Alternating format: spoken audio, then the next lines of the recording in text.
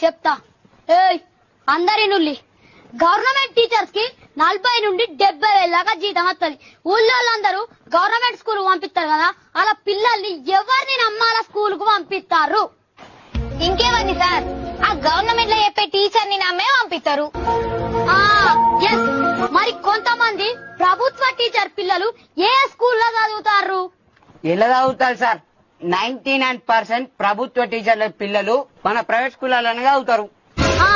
ఆ పిల్లల్ని వాళ్ళ స్కూల్ కి ఎవరిని నమ్మి పంపిస్తారు? గవర్నమెంట్ టీచర్లను నమ్మి పంపిస్తారు సార్. కొంతమంది గవర్నమెంట్ టీచర్స్ 40 నుండి 70,000 దాకా జీతం తీసుకొని కూడా వాళ్ళ మీద వాళ్ళకే నమ్మకం